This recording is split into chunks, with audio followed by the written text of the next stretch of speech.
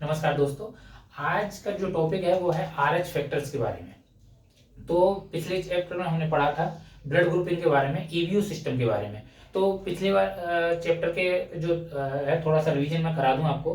उसमें पिछले वाले में हमने पढ़ा था कि ए जो एंटीजन होगा उसका ब्लड ग्रुप ए होगा और उसमें बी एंटीबॉडी मिलेंगे। बी ब्लड ग्रुप में एंटीजन बी होगा और ए एंटीबॉडी मिलेंगे। ए बी एंटीजन जिसका होगा उसका ब्लड ग्रुप ए बी होगा और उसमें कोई भी एंटीबॉडी नहीं होगा। और वहीं जिसमें कोई भी एंटीजन नहीं होगा वो ओ ब्लड ग्रुप होगा और उसमें ए और बी दोनों ही प्रकार के एंटीबॉडी पाए जाएंगे।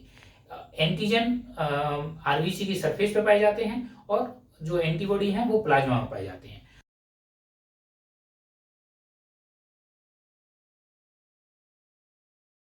तो पिछले वाले में ये हमने सारा पढ़ लिया था। अब आज जो डिस्कस करेंगे हम वो है आरएच फैक्टर।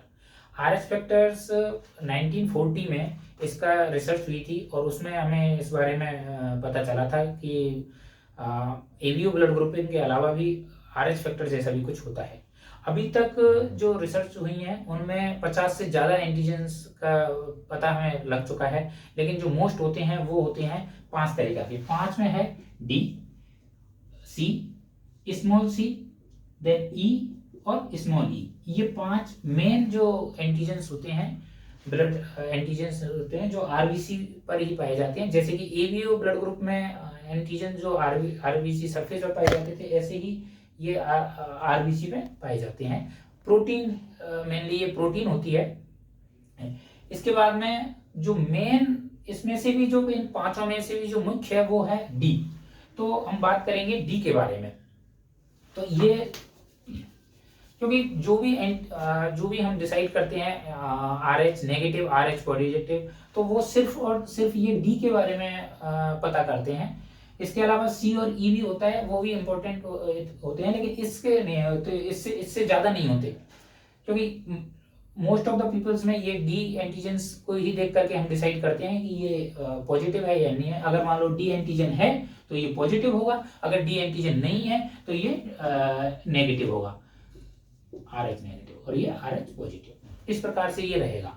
अब होता क्या है कि जिसमें डी एंटीजन होता है उसको हम ये पॉजिटिव बोलते हैं और जिसमें डी एंटीजन नहीं होता उसको नेगेटिव बोलते हैं। ये कोई सेल है और अगर मान लो इस पर ए और बी जो एंटीजन होंगे वो अलग से होंगे। मैं उनको अभी यहाँ पे नहीं दिखा रहा हूँ, मैं यहाँ पे दिखा रहा हूँ आपको आर एच का। तो आर एच में जो रहता है कि ये यहाँ पे सपोज करो ये डी पॉजिटिव है, हमें डी मिली है तो यहाँ पे पॉजिटिव होगा। और अगर मान लो यहाँ पे डी नहीं है तो इसको नेगेटिव बोलेंगे। ये है, इसमें कोई सपोज करो कोई भी यहाँ पे एंटीजन नहीं है तो वो ऑटोमेटिकली डी नेगेटिव हो जाएगा या आर एच नेगेटिव हम उसको बोल देंगे। इसके बाद में बच्चे में एक ऐसे डिटर्मिनेशन होता है कि उसका बच्चे का blood group R H positive होगा या आर एच नेगेटिव होगा। वो मैं आपको थोड़ा सा यहाँ पे बता देता हूँ। तो सपोज करो कि ये है मदर,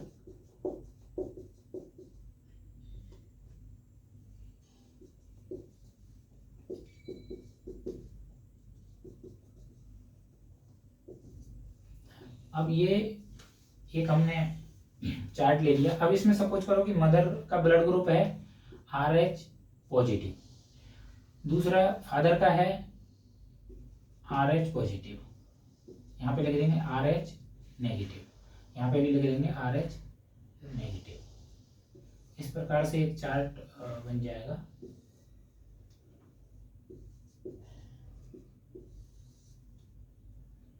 ठीक है। अब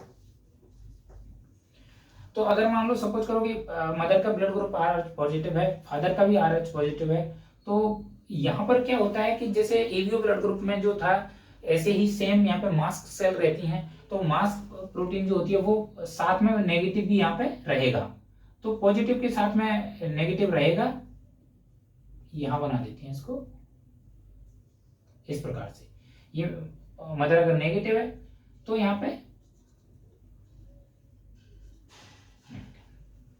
तो इस प्रकार से जो पॉजिटिव सेल्स होती हैं, पॉजिटिव चूंकि डोमिनेंट होता है इसलिए उसका पर्सन का जिसके पास में R H negative mast cell है और आर एच पॉजिटिव है तो उसको ब्लड ग्रुप तो उसको में आर एच पॉजिटिव होगा।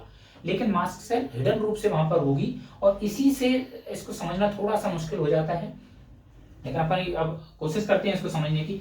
तो ये सपोज करो कि जब ये RH पॉजिटिव है तो यहाँ पर जो ब्लड ग्रुप होगा वो दोनों में से कोई सा भी हो सकता है, पॉजिटिव भी हो सकता है और माइनस नेगेटिव भी हो सकता है, क्योंकि जब नेगेटिव और नेगेटिव जब मिलेंगे फर्टिलाइज होंगे तो ये नेगेटिव आ जाएगा, और पॉजिटिव और नेगेटिव मिले तो भी पॉजिटिव होगा।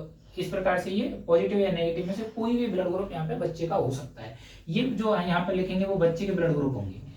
दूसरा, ऐसे ही यहाँ पे हम देखते हैं कि RH अगर मान लो नेगेटिव है, फादर का जो ब्लड ग्रुप है वो नेगेटिव है और मदर का RH पॉजिटिव है, तो यहाँ पर चांसेस रहेंगे प्लस, अगर मान लो प्लस से करेगा तो प्लस हो जाएगा, प्लस अगर मान लो इनमें से किसी से करेगा तो प्लस हो जाएगा, और नेगेटिव नेगेटिव मिले तो यहाँ भी मतलब सेम सिनेरियो रहेगा, पॉजिटिव और नेगेटिव कोई सा भी ब्लड ग्रुप हो सकता है।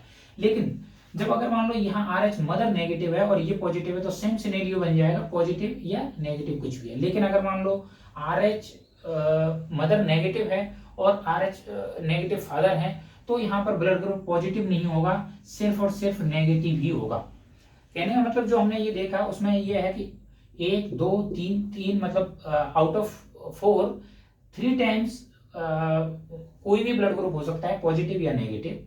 लेकिन नेगेटिव जहां पर होगा, दोनों मदर फादर दोनों नेगेटिव है, वहां पर सिर्फ और सिर्फ नेगेटिव ही ब्लड ग्रुप होगा। तो इनका जो रेशो जो जाता है वो 75% ब्लड ग्रुप RH पॉजिटिव पाए जाएंगे और 25% जो ब्लड ग्रुप होंगे वो RH नेगेटिव पाए जाएंगे। तो इसमें क्या रहेगा कि अगर माइनस और ये माइनस मिलेंगे तो माइनस हो जाएगा, यहाँ पर प्लस और माइनस मिलेंगे तो प्लस होगा। तो यहाँ पर भी इंडिविजुअल इस सिनेरियो में 75% केसेजों में पॉजिटिव रहेगा और 25 में नेगेटिव रहेगा। यहाँ पर भी ऐसे ही 75 में चांसेस रहेंगे पॉजिटिव के और 25% रहेंगे नेगेटिव के। सेम सिनेरियो यहाँ पे होगा, 75 में पॉजिटिव के चांसेस रहेंगे और 25 में नेगेटिव के चांसेस रहेंगे, ब्लड ग्रुप नेगेटिव के। लेकिन यहाँ पर 100% नेगेटिव के चांसेस रहेंगे। तो इनका तीनों का जो सिनेरियो निकालेंगे उसमें फिर ये रहेगा कि टोटल 25% नेगेटिव के चांसेस रहेंगे और 75% जो ब्लड ग्रुप रहेगा वो RH पॉजिटिव रहेगा। और यहाँ पे इस सिनेरियो में 100% RH नेगेटिव 100%, ये इस सिनेरियो के लिए। बाकी ये जो सीन रहेगा वो इन तीनों में रहेगा। इस प्रकार से तो ये होता है हमारा RH फैक्टर। आज के लिए इतना ही। Thank you.